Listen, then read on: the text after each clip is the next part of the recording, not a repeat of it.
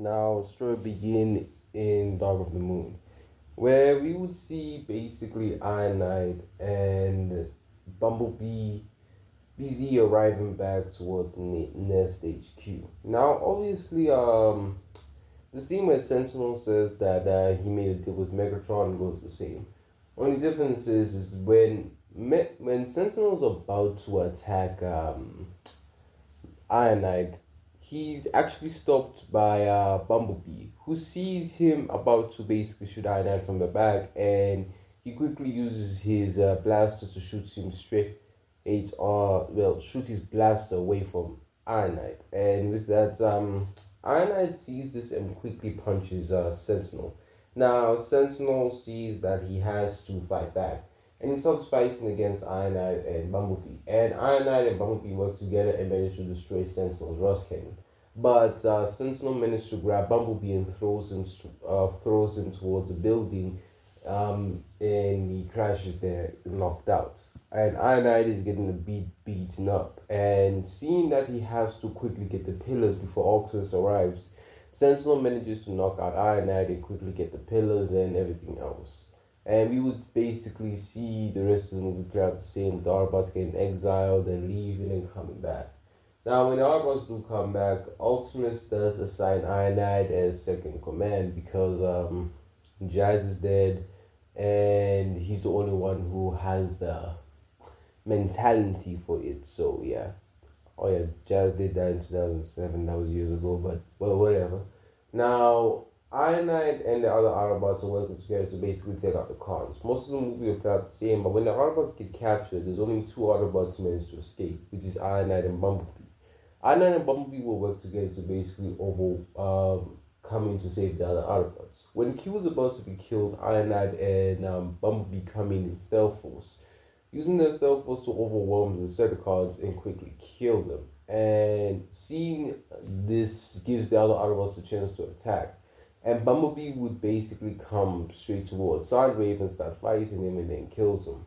And then we'll skip straight to when the Autobots arrived and started helping the military against Shockwave and a few other Decepticons. Now, that scene goes a bit differently as the Autobots will use their stealth force to overwhelm the Decepticons and use their immense firepower, missiles, and everything to basically put them in the back foot. Ironhide will quickly rush in and starts attacking Shockwave, and he manages to rip out his eye and use his gun to basically destroy the pillar like how Ultimate did. But since it was all the Autobots, it was much easier. But obviously Sentinel will come down, but Optimus will come with his jet form. Jet powered Optimus basically comes in and starts attacking Sentinel. But Sentinel does get some help from Megatron as Megatron in this timeline has a different mentality. Instead of like him wanting to save Optimus and all that, he just wants to help Sentinel so he can get Cybertron. And Optimus and Ironhide actually come work together against both Megatron and Sentinel.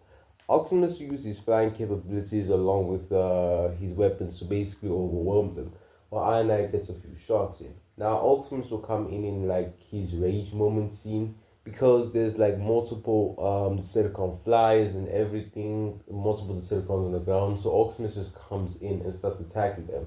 And he will kill Megatron the same way he did, but with both of his arms. Using his axe to basically kill Megatron, but since he has both his arms, it's much easier. And Optimus and Ironhide will work together to fight against Sentinel. And obviously Optimus can beat Sentinel by himself, but with the help of Ironhide, they managed to kill him. And that'll be the end of Dark of the Moon with Bumblebee obviously destroying the pillar and all that. So the movie kind of ends the same. Now we will skip to Age of Extinction. Now most of the movie will play out the same, but the scene where Ratchet is getting attacked plays differently. As when Ratchet is about to get his leg shot off, someone blows up the missile. You can say someone shoots an energy blast and the missile gets blown up, sending Ratchet flying and allowing him to keep his leg. As we see it's Iron Man who came in to basically save Ratchet. As Ratchet sent a distress signal to any Autobot nearby. And gladly Ironhide was nearby as he was searching for the rest of the other Autobots. And he helps Ratchet escape. Both of them work together to basically escape from lockdown and cemetery win. And they would arrive where the other Autobots are, which are Hound, Crosses, Drift, and Bumblebee. Now they all wait for Optimus, and Optimus does come like he did in the movie. And he is informed by Ironhide that not many of them escapes. And Cade will even show some footage of the wreckers along with Q and Dino getting slaughtered. And oh yeah, also sideswipe. Yeah, basically Dino, Q, sideswipe, and the wreckers getting slaughtered by who's this? What did they call again? It's Cemetery Win. My bad. I said the name earlier, but I forgot. But yeah, Cemetery Win and Lockdown, and the Autobots do get mad from this and start attacking the place where the other KSI, yes, and that rating kind of goes a bit the same. Now, obviously, Bumblebee and Drift work together to grab Cade, and the other Autobots go in. Now, Joshua does try to you can say scare the Autobots, but Ironhide is one of the most pissed. As Sideswipe was one of his students and one of his trusted followers, so he's mad that he got killed and he wants some payback. But obviously, Optimus manages to calm everyone down and they leave because they have no business with humans. But Prime says that they are no longer protecting humans from now on. If humans try to attack them, they would kill them. And we will skip to basically Galvatron attacking the Autobots and all that. But the only difference is that Ironhide is there with Optimus. So they're beating up Galvatron pretty badly. Obviously, Lockdown will still come and capture Optimus, but he leaves Ironhide there because he has no reason to kill him since he has his prize. And with that, Optimus is brought towards the ship and all that. And most of the movie will play out the same until we get to the Battle of Hong Kong. Now, the Battle of Hong Kong plays way differently. As obviously, some Autobots are left behind because KSI drones managed to shoot down the ship, and a few Autobots are sent flying away. Now, the Autobots who are not there are Optimus, Drift, Crosses, and Ratchets. And the Autobots who are there in Hong Kong are Ironhide, Hound, and Bumblebee. And Ironhide, Hound, and Bumblebee working together were easily killing off KSI drones. While Optimus and the Autobots are wondering how to get there. Now, Optimus will still release the Dinobots like he did in the movie, but I'm gonna add an extra bot, and I would add Snarl there, as he would actually be a good fit for the movie.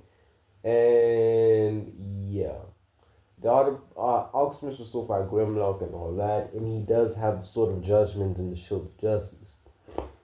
My bad. And we would just see them arrive towards Hong Kong and them help other Autobots. As Hound also has extra ammo, as Ironhide is there with him, so Hound doesn't lose that much ammo like he did in the original. He actually has way more than he did. And the Autobots along with the Dinobots work together and kill off most of the KSI bots, and we would basically cut to Optimus fighting against Lockdown. Now, Lockdown and Optimus's fight goes the same. Cade does try to help, but that guy, that bold white-headed guy, yeah, um, yeah, I don't remember his name. He had white hair and he was bald. That's all I remember. Or did his beard have white hair? Uh, to me, it doesn't matter. Whatever his name was, he does try to kill Cade, but Optimus kills him. Prime gets stabbed through his chest by Lockdown because he got distracted. And Optimus is saved by Cade like in the original. But Ironhide and Ratchet actually come in to help out Cade. As Bumblebee is obviously sent off with Tessa and her boyfriend. Well, what's his name again? You know what? Forget it. We don't need to care about his name. Yeah, he basically goes off with Cade's daughter Tessa and the boyfriend, whatever his name was, Shane or Sean, whatever. And he Bumblebee never goes back because Ironhead ordered him not to go back because him and Ratchet are gonna go and help Optimus. And with this, Bumblebee will like just leave. Now Ironhead and Ratchet works together to basically save Optimus and kill Lockdown. Ironhead will be fighting Lockdown while Ratchet will be busy focused on moving the sword. And with his medical skills and with Optimus just like moving the sword with his pure strength, they managed to remove it. As Ironhide and Lockdown's fight is actually even, as I would say they're equally matched. As Ironhide is like stronger and more durable, Lockdown is faster and more agile. So it's more like a speedster versus a brawler, you can say. Like an assassin versus a warrior, or a tank, you can say. That's the best way I can describe it. So it's kind of even. But with Optimus and Ratchet coming in to help out, Lockdown would be killed. As Optimus would thank his comrades for saving him. And Optimus used Lockdown's grenade like he did, and with the grenade, they managed to kill all the KSI bots. And we will cut to the Autobots arriving towards that location as Optimus actually grabbed Ironhide and Ratchet and basically picked them up and basically flew with them along with the humans. And yeah, the movie will end off the same with Optimus flying out to space to find his creator. And we will cut straight towards the last night. And obviously, like most of my what ifs, um, what can I do with this movie? Pretty much nothing. As it's like it had so much potential, but I can't blame Michael Bay because, to be fair, he wanted to end off the franchise in Dark of the Moon. But yeah, let's continue now. Okay. How do we end this off? Oh, my bad. I was yawning. But yeah, how do we end this off? Now, uh, okay. I would say Iron is the leader of the Autobots because, well, there's no reason for Kate to be the leader. And I would add an extra Autobot. As we had that constructor bot, wherever his name was.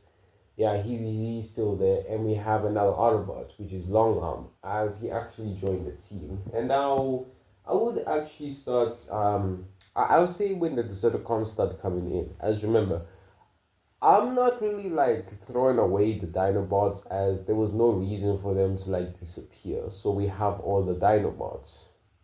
So all five Dinobots are there. So it's basically a 14v6. You know what? Let me say v7 because I will add Berserker as extra support. Now the Autobots will work together to basically fight all of them. Now Onslaught will be killed by both Crosshairs and Drift, and yeah, we would see two of the Dinobots fighting against Berserker and ripping him apart. And we will see Grimlock eating Dreadbot with one of the other Dinobots, which is Swoop.